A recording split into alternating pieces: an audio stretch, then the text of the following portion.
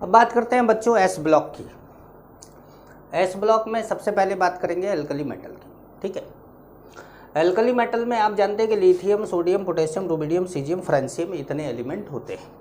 इन सब के atomic number मैंने यहाँ पे लिख दिए हैं। तो लिथियम होता है वो सबसे छोटा होता है, लाइटेस्ट, डक्टाइल, याद करिएगा इसको, मैलिएबल, एलम नहीं बनाता, फिटकरी नहीं बनाता ये।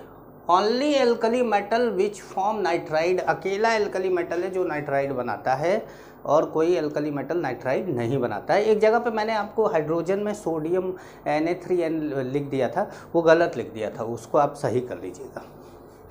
हाई कोवैलेंट कैरेक्टर होता है उसमें।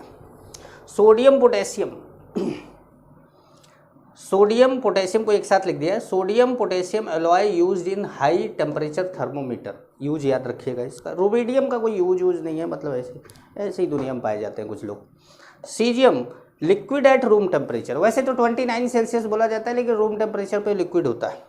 अब लिक्विड रूम टेम्परेचर पे कौन कौन से, गैलियम है, ब्रोमीन है, फ्रांसियम है, सीजियम है और मरकरी है।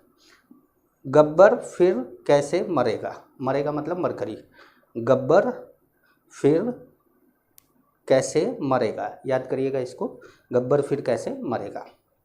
फ्रांसियम क्या है, रेडियो एक्टिव है, ये भी लिक्विड है। ठीक है, room temperature. They are monovalent and shows +1 oxidation state but in amalgam, जैसे अगर सोडियम एमलगम या पोटेशियम एमलगम, कोई भी एमलगम बनता है तो एमलगम में उस मेटल का ऑक्सीडेशन नंबर 0 होता है। जैसे यहाँ पर सोडियम का ऑक्सीडेशन नंबर +1 नहीं होगा, ये कंपाउंड नहीं है, ये सोल्यूशन है। जनरल प्रॉपर्टी की बात करते हैं। जनरल प्रॉपर्टी में 5 पॉइंट लिखे, अभी और पॉइंट लिखेंगे, जगह नहीं था। एटॉमिक साइज क्या होता है, बड़ा।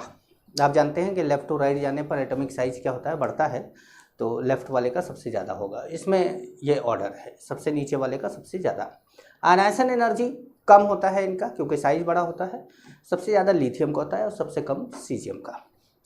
डाउन द ग्रुप जाने पर क्या होगा, घटेगा। डेंसिटी लो होता है, जैसे जैसे नीचे आते हैं बढ़ता है, लेकिन एक एक्सेप्शन है, ध्यान रखिएगा यहाँ पर, सोडियम का ज़्यादा है किससे, पोटेशियम से।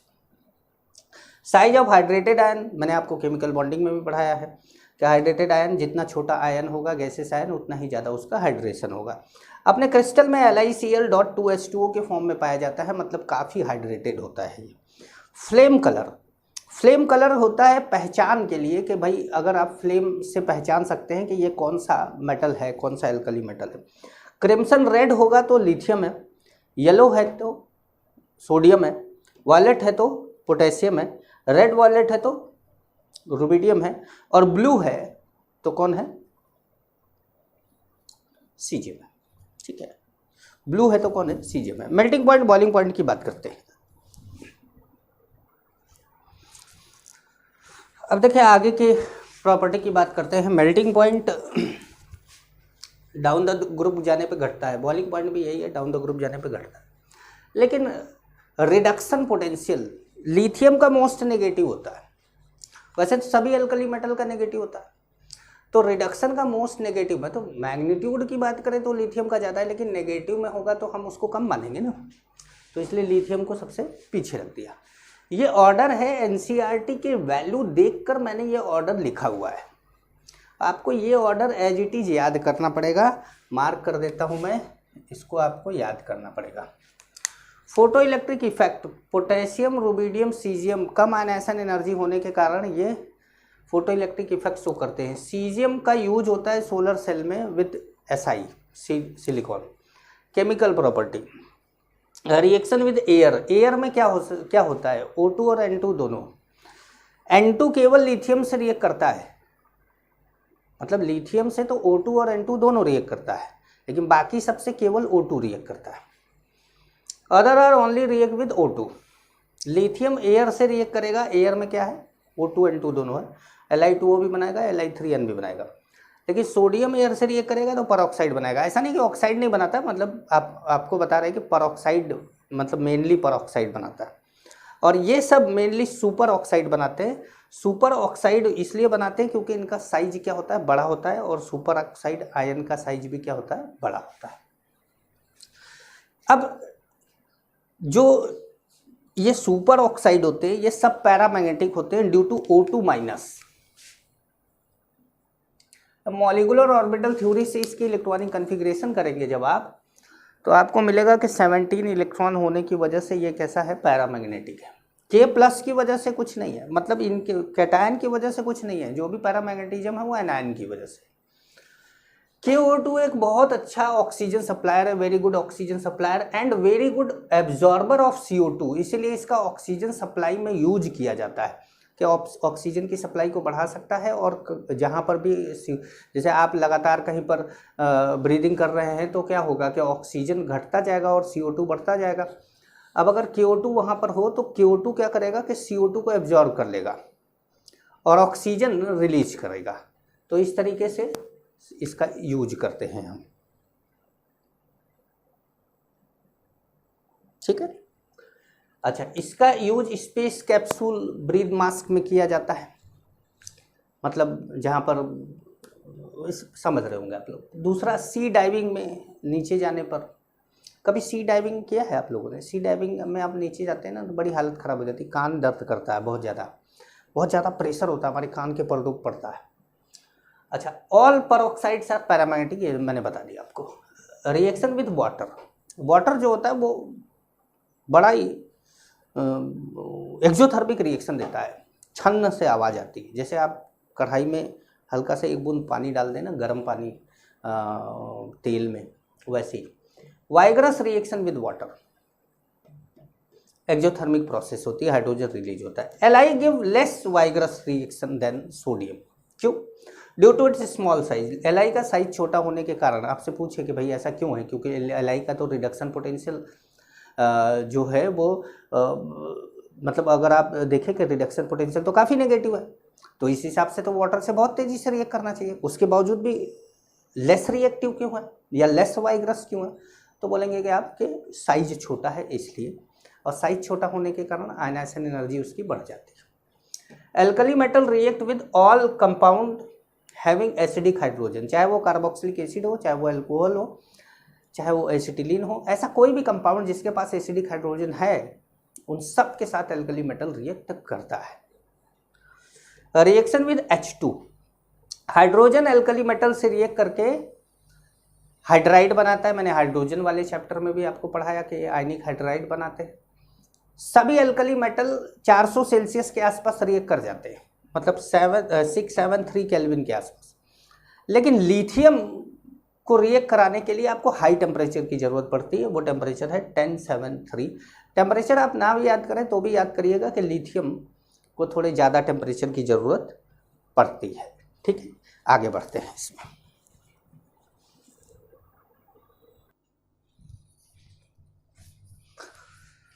अब बात करते हैं रिएक्शन विद हैलोजन की। हैलोजन के साथ रिएक्ट करके MX बनाता है, जैसे NaCl है, LiCl है, NaBr है।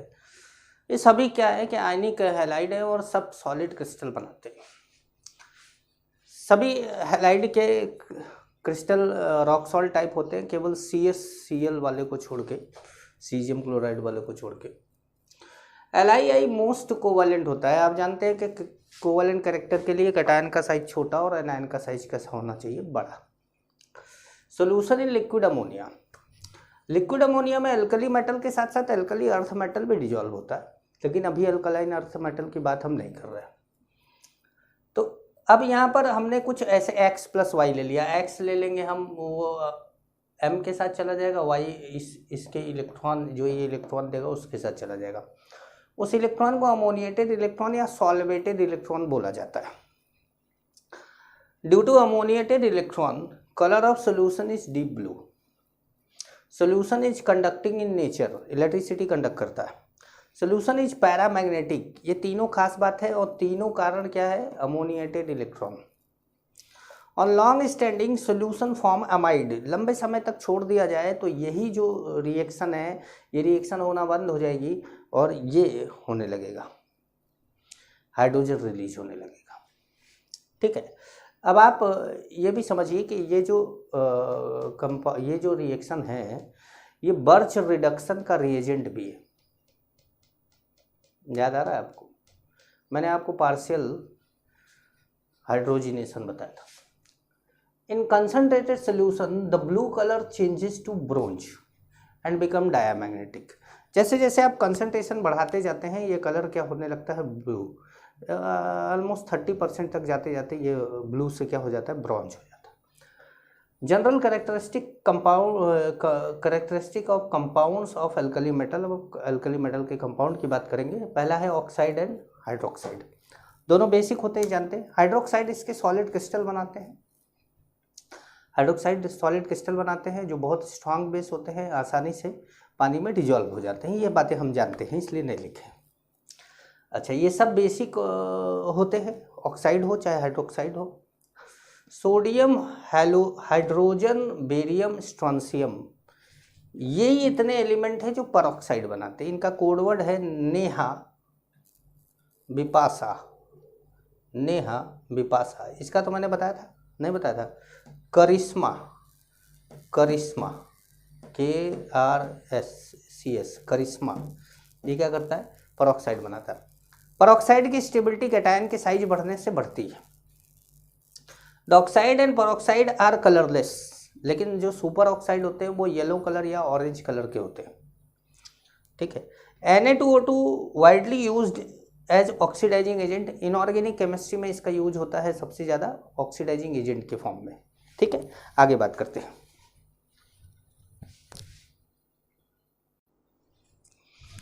देखिए, बात करते हैं हैलाइड की। हैलाइड आप जानते हैं कि MX टाइप, NaCl, LiCl, ये सब आप पहले से जानते हैं। हैलाइड बनाता है। मेल्टिंग पॉइंट, बॉइलिंग पॉइंट याद रखिएगा। फ्लोराइड का मेल्टिंग पॉइंट सबसे ज़्यादा होगा, मतलब मेल्टिंग बॉइलिंग दोनों, फिर क्लोराइड, फिर ब्रोमाइड, तब आयोडाइड। सभी MX मतलब alkyl halide are soluble in water. Low solubility of LiF, LiF कम सॉल्युबल होता है ड्यू टू हाई, ये बहुत इंपॉर्टेंट पॉइंट है, high lattice energy. And low solubility of CSI due to low hydration energy. LiX is soluble in ethanol, मतलब इसके lithium के जो हैलाइड होते हैं वो ethanol, acetone and ethyl acetate में भी सॉल्युबल होते हैं। LiCl एक ऐसा कंपाउंड है जो पिरिडीन में भी डिजॉल्व हो जाता है। सॉल्ट विद ऑक्सो एसिड, जैसे कार्बोनेट, सल्फेट, नाइट्रेट, बाइकार्बोनेट। सबसे पहले बाइकार्बोनेट की बात करते हैं, MsCO3, LiHCO3, यदि नीचे सब बाइकार्बोनेट लिखे हुए हैं। जैसे जैसे आप नीचे जा रहे हैं थर्मल स्टेबिलिटी बढ़ रही है और वाटर सॉल्युबिलिटी भी बढ़ रही है, क्योंकि आयनिक कैरेक्टर बढ़ रहा है। अच्छा, LiHCO3 हमेशा लिक्विड फॉर्म में रहता है, सॉलिड फॉर्म में नहीं रहता, ये ध्यान रखेंगे, मार्क कर लेंगे इस पॉइंट को।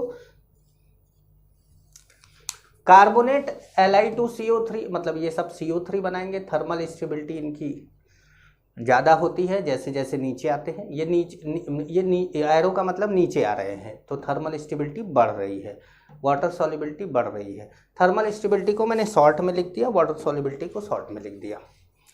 अब थर्मल स्टेबिलिटी नीचे आने पे बढ़ रही है, तो देखो Li2CO3 को हीट करने पर वो Li2O और CO2 में टूट जाता है, लेकिन बाकी सभी एल्काइल मतलब एल्कली मेटल कार्बोनेट को जब आप हीट करते हैं तो कोई फर्क नहीं पड़ता। हाँ, जैसे मान लीजिए कि Na2CO3.10H2O है, तो अब आप हीट करेंगे तो .10H2O वाला वाटर उड़ जाएगा, लेकिन Na2CO3 का कुछ नहीं होगा।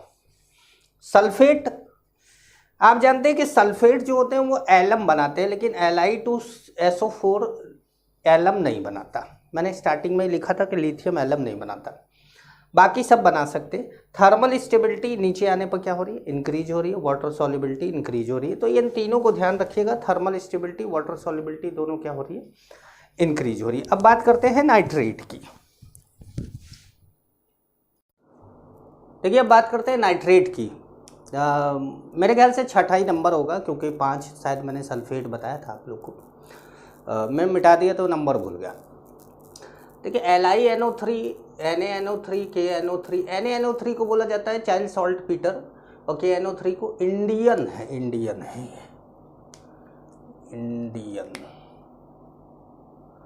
सॉल्ट पीटर है ना।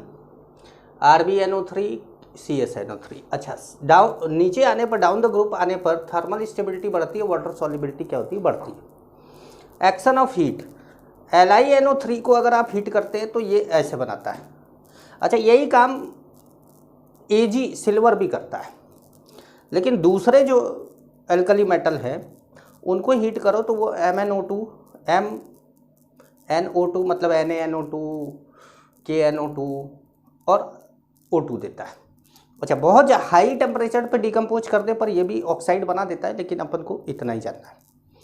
एनामलस प्रॉपर्टी या बिहेवियर ऑफ लिथियम, लिथियम की कुछ प्रॉपर्टी, कई प्रॉपर्टी मैं ऊपर पहले ही बता चुका हूँ आपको, वो चीज़ें मैंने यहाँ पर नहीं लिखी है। जैसे NCERT में आपको यहाँ पर 6-7 पॉइंट दिया था, लेकिन मैंने 5 लिखा है, तो इसके 2 पॉइंट मैं पहले बता चुका था, इसलिए मैंने नहीं लिखा है यहाँ पर। जैसे ये नाइट्राइड बनाता है, मैं बता चुका था, इसलिए मैंने यहाँ पे नहीं लिखा है।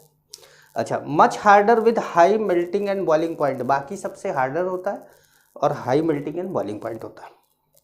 Least reactive but strongest reducing agent, ये ध्यान रखिएगा, स्ट्रॉन्गेस्ट रिड्यूसिंग एजेंट के बाद भी क्या है, least reactive. LiCl is deliquescent, water absorb करता है एंड क्रिस्टलाइजेज एज हाइड्रेट, जैसे LiCl.2H2O बनाता, बट अदर आर नॉट, दूसरे नहीं करते। LiCl not react with CH triple bond CH, ethyne से रिएक्ट नहीं करता, मतलब इथाइन से रिएक्ट नहीं करता, मैं बोल ही नहीं पा रहा। LiF and Li2O are much less soluble in water than other alkali metal compound, मतलब बाकी सबके फ्लोराइड और ऑक्साइड के कंपैरिजन में। Similarity between Li and magnesium, अच्छा ये डायगोनल रिलेशनशिप शो करते हैं, Li and magnesium diagonal relationship का कारण क्या है, ये मैंने कारण लिखा है डायगोनल रिलेशनशिप का, ध्यान रखिएगा। कभी आपको ऑप्शन दे सकता है कि similar atomic and ionic size, या अक्सर ये ऑप्शन देता है चार्ज अपॉन रेडियस रेशियो बोलता है, या चार्ज अपॉन साइज रेशियो बोलता है, ये ध्यान रखिएगा, या तो रेडियस बोलेगा या तो साइज बोलेगा। अच्छा, सिमिलरिटी क्या है, दोनों ही हार्ड है, दोनों ही लाइटर है, हल्के, बोथ फॉर्म नाइट्राइट, Li ने तो बनाया ही था, Mg भी बनाता है, and slowly react with water, reactivity इनकी कम होती है। Both not form peroxide and super oxide, ये आप जानते हैं कि Li तो नहीं बनाता। Both form liquid bicarbonate, LiHCO3 मैंने लिखा था कि वो क्या बनाता है, लिक्विड, वो सॉलिड में एग्जिस्ट नहीं करता, वैसे यहाँ पर भी मैग्नीशियम भी सॉलिड में एग्जिस्ट नहीं करता। Carbonate of both decompose easily, दोनों के कार्बोनेट आसानी से डिकम्पोज होते हैं, यहाँ पे तो नहीं लिखा है, लेकिन मैंने आपको बताया था कि जैसे नीचे आते हैं तो उस हीट का कोई इफेक्ट नहीं पड़ता है, और लिथियम क्या करता था, CO2 प्रोड्यूस करता था। LiCl MgCl2 soluble in ethanol, LiCl तो और भी जगह पे सॉल्युबल, एसीटोन में भी सॉल्युबल था, इथाइल एसीटेट में भी सॉल्युबल था, और पिरिडीन में भी सॉल्युबल था, लेकिन यहाँ पर दोनों में सिमिलरिटी यह है कि दोनों इथेनॉल में सॉल्युबल है। LiCl MgCl2 दोनों डेलिक्विसेंट है, अभी यहाँ पर हमने लिखा था, LiCl.2H2O बनाता है और MgCl2.H2O बनाता है। आगे बात करते हैं, इसमें बहुत जल्दी लिखने में ज़्यादा टाइम लग रहा है, समझाने में कम। अब बात करते हैं सम इम्पॉर्टेंट कंपाउंड की। सबसे पहले Na2CO3, Na2CO3.10H2O के फॉर्म में रहता है, ये डेकाहाइड्रेट होता है, वॉशिंग सोडा कहते हैं इसको। सॉल्वे मेथड से इसको बनाया जाता है, सॉल्वे प्रोसेस से, ये सॉल्वे प्रोसेस की रिएक्शन है। इसमें अमोनिया को वाटर से रिएक्ट करके, वाटर एंड CO2 से रिएक्ट करके अमोनियम कार्बोनेट बनाते हैं। अमोनियम कार्बोनेट को फर्दर CO2 वाटर से रिएक्ट करके अमोनियम बाइकार्बोनेट बनाते हैं। अमोनियम बाइकार्बोनेट को NaCl से रिएक्ट कराते हैं, NaCO3 बनता है, जिसको हम क्रिस्टलाइज करके बाहर निकाल लेते हैं।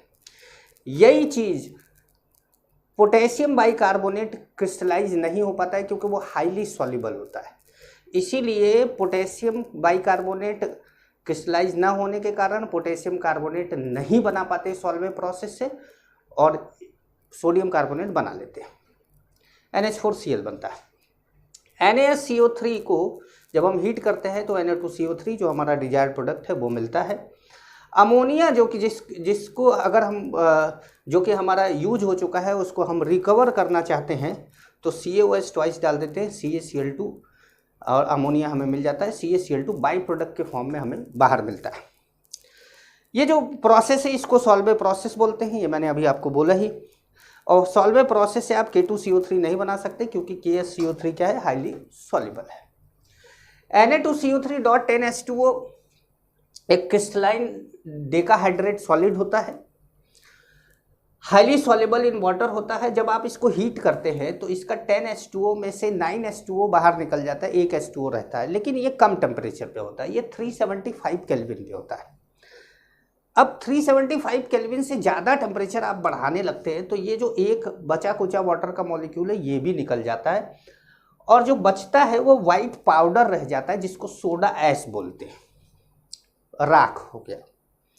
यूज क्या है, ट्रीटमेंट ऑफ हार्ड वाटर, आपने सुना ही था कि Na2CO3 का हार्ड वाटर में यूज करते थे। Use in manufacture of glass, borax, soap and caustic soda. Use in paper and textile industry. It is very important analytical reagent. Analytical reagent इसलिए important है क्योंकि इस K2CO3 और Na2CO3 को मिलाकर एक मिक्सचर बनाया जाता है जिसको फ्यूजन मिक्सचर बोलते हैं, और इस फ्यूजन मिक्सचर का बोरेक्स बीट टेस्ट में बड़ा ही इंपॉर्टेंट यूज आ जाता है। तो चलिए, मतलब बाकी जगह पर भी यूज होता है इसका।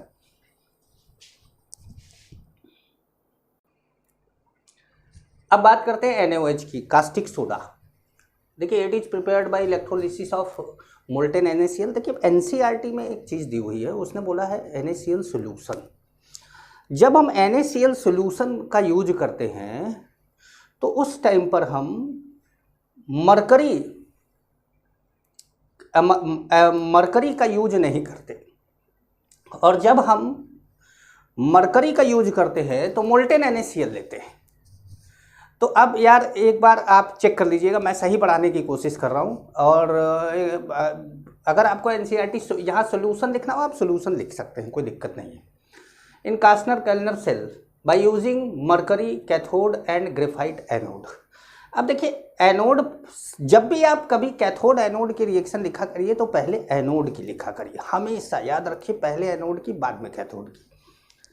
तो एनोड की रिएक्शन जब आप लिखते हैं तो एनोड पर लॉस ऑफ इलेक्ट्रॉन होता है, Cl2 गैस मिलती है आपको, और कैथोड पर क्या होता है, ये, ठीक है। अगर आप सॉल्यूशन ले लेते हैं तो Na+ और H+ में इलेक्ट्रॉन लेने की टेंडेंसी H+ की ज़्यादा होती है और H2 के फॉर्म में वो रिलीज हो जाएगा। नो डाउट उसके बावजूद भी आपको सॉल्यूशन के अंदर Na+ बचा हुआ मिलेगा, पानी का OH- बचा हुआ मिलेगा, NaOH ही मिलेगा, लेकिन अमलगम की कोई ज़रूरत नहीं रहेगी। अगर आप अमलगम लेते हैं, अगर आप जिंक लेते हैं, मरकरी लेते हैं, तो आपको सॉल्यूशन की ज़रूरत नहीं है। तब आप ड्राई पूरा लिक्विड मोल्टेन NaCl लीजिए और सोडियम अमलगम बनाइए। यहाँ पर ये सोडियम बनेगा जो कि मरकरी में घुल जाएगा, जिसको बोलते हैं सोडियम अमलगम, डिजॉल्व हो जाएगा। अब इस सोडियम अमलगम को वाटर से रिएक्ट करा दीजिए, आपको NaOH मिल जाएगा, H2 रिलीज हो जाएगा। देखिए, H2 तब भी रिलीज होगा, लेकिन अब कैथोड पर रिलीज नहीं होगा, अब ये अलग से बाहर रिलीज होगा, और जब आप सॉल्यूशन ले लेते हैं तो कैथोड पर रिलीज होता है। NaOH is white translucent solid which is deliquescent, water absorb करता है। इट मेल्ट एट 591 केल्विन, मैंने ये डेटा NCERT से लिखा है। It react with atmospheric CO2 और ये Na2CO3 बनाता है। NaCO3 बेकिंग सोडा है, जिसको आप के घर में आप लोग रसोई में यूज करते हैं। अगर आप खाना बनाने के शौकीन हैं, केक बनाते हैं अगर आप, क्योंकि अक्सर आपने अगर पहली बार केक बनाया होगा तो वो महा 2 कौड़ी का केक होगा और उसको आपने भी नहीं खाया होगा। मैं जानता हूँ क्योंकि मैं भुक्तभोगी हूँ। मेरी बेटी ने केक एक दिन बनाया था, वो केक कुत्ते ने नहीं खाया, कुत्ते के सामने डाल दिया गया, वो सूंघ के चला गया, कहा बोला भाई मेरे बस का तो नहीं है। NaCO3, अरे छोटू सही बात है कि नहीं? NaCO3 is used in making cake and pastries. Cake and pastry बनाने के काम में आता है भैया, और भी कई चीज़ों के काम में आता है। ढोकला बनाइए, लेकिन अब आपको NCERT में केक पेस्ट्री दिया, मैं ढोकला काहे बनवाऊँ, खाली गुजरात वाले समझेंगे। It is also prepared by Solvay process, Solvay process से भी बनाया जा सकता है। अब मैंने हेडिंग डाल के छोड़ा है, उसके बाद लिखा नहीं है। Biological role of alkali metal क्यों नहीं लिखा, उसका कारण है, मैं दोस्तों कुछ तुम भी तो करो। एनसीईआरटी निकालो, बायोलॉजिकल रोल पढ़ो, उसमें देखो कि सोडियम पोटेशियम पंप कैसे चलता है, ये सारी चीज़ें पढ़ लो और एक लिख लेना। ठीक है, यहाँ हम कंप्लीट करते हैं एल्कली मेटल और इस लेक्चर को भी अलग कर देते हैं अल्कलाइन अर्थ मेटल से। एल्कली मेटल अलग कर देते हैं, अल्कलाइन अर्थ मेटल अलग कर देते हैं, दोनों मिक्स हो जाएगा, बहुत बड़ा लेक्चर हो जाएगा। एल्कली मेटल हमारा यहाँ है, अल्कलाइन अर्थ मेटल हमारा आगे रहेगा। ठीक है, क्वेश्चन जरूर करिएगा इसका और मुझे बताइएगा कि कैसा आप जो है इसका वो हुआ, मतलब आपको कोई डाउट तो नहीं है, कोई प्रॉब्लम तो नहीं है, मुझे ज़रूर बताइएगा आप इस। ठीक है।